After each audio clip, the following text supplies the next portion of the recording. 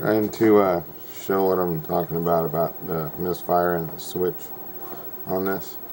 I'm going to just punch it right here with my pinky on the edge. and I would think that that would be sufficient for it to fire correctly. It does swivel this way when there's no pressure on it. Okay, so and it is at the lowest setting. It's at the was at the medium, but it just got to be too much effort to push to the side so much and worry about pushing it in so the battery makes connection on the top and bottom. But my main issue that I can tell is that this thing just needs to be cranked. It needs to be cranked over hard for you to be able to get consistent hits all the time. Okay, so just to go over this, I can probably get like 5 hits in a row that are pretty much spot on, but after a while it'll either go down to 50 to 30% battery power to the coil, or it will go to nothing at all. So I'll just go over that now.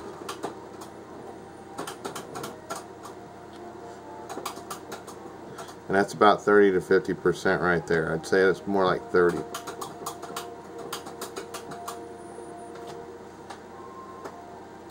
And there it is, pretty much 100% right there, I think.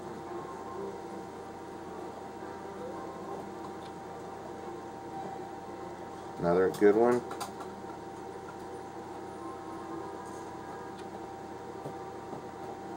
Good one.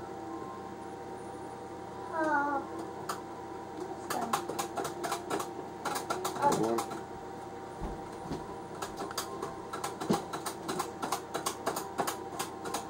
Another good one.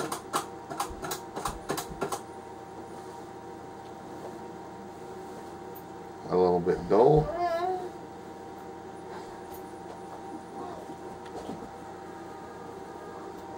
Probably about 50% there.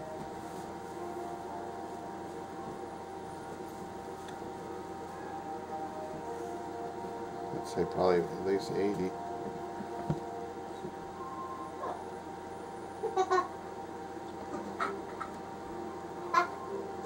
About 80.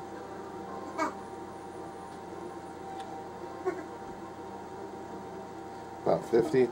Haven't had any zero. Haven't had any just straight pulls yet.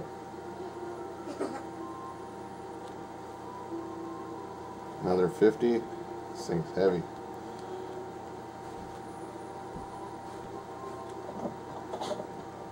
About 50.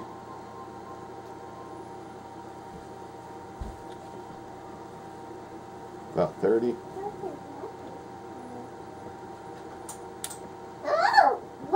Another 30.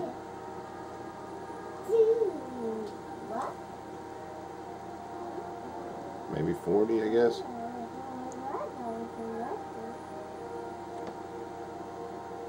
And that's maybe 10.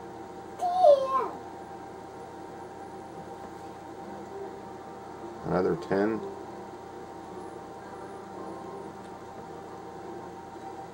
Maybe 5.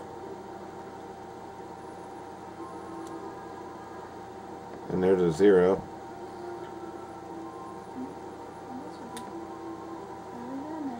Five, maybe.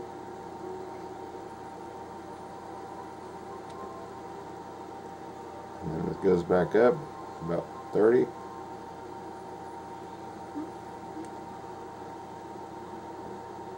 Closer to 50 maybe. About 50%. Okay, so now I'm going to do this with 2 hands, and I'm really going to wrench down on this, and as you'll be able to tell, it's perfect every time, pretty much, unless I'm not pushing toward me hard enough on the button to get it sideways.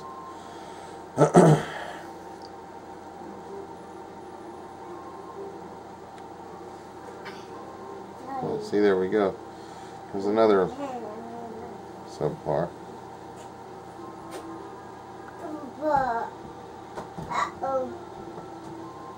Now see, it's just acting up.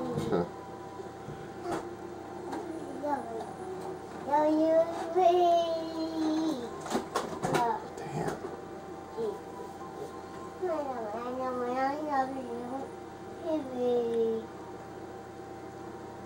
That one got better. try it a different direction.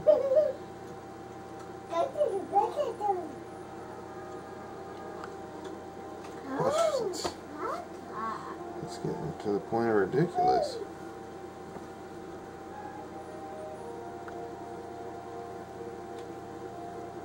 Nothing.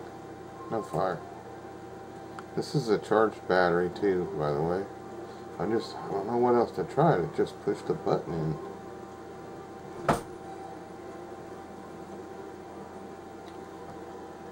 Nothing. Okay, I hear it that time.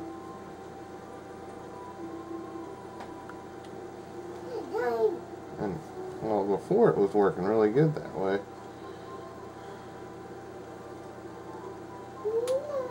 Try upwards.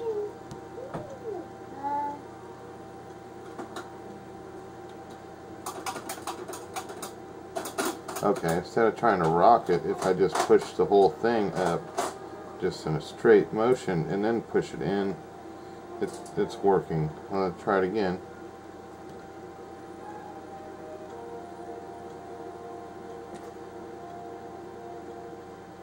Yeah, and there you go. That's better than anything I've gotten this whole time.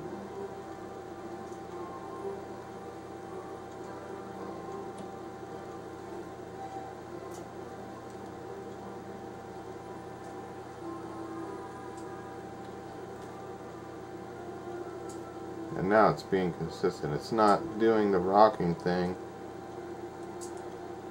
It's just making it get contact, making it do the rock without it being diagonal or, you know, at an angle.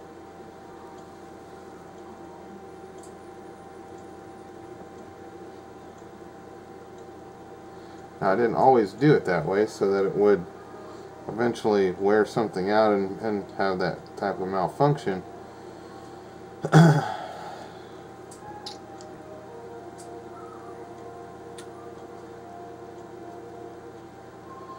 And see, there's just way too many subpar pulls on this, and none of them are dry. You know, I've mastered everything else. I've done my own wrap and everything trying to figure it out till I finally got to the point where I was troubleshooting the button, which was the last thing, and I never thought that I was going to have to go there, and that's the reason why I didn't until there was nothing left. So I really do think there's something amiss with this button. There's just so many different variances. I mean, and it really doesn't necessarily, now that I see from using it more and more, that, you know, there's really no for sure way to make this thing fire the way that it's supposed to fire. And I believe, like I said, it has everything to do with this button.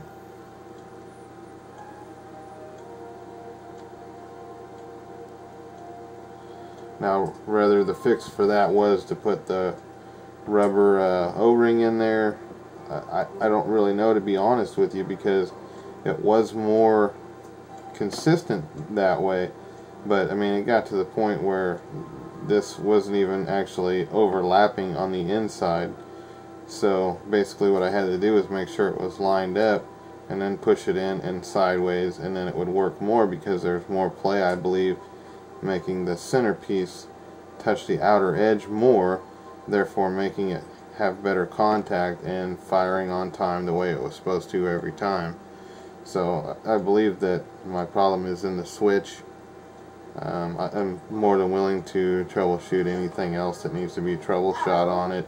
I have a multimeter, I have a, you know, so I can test battery voltage and all that sort of stuff. By the way, I have a 4-wrap coil on here now.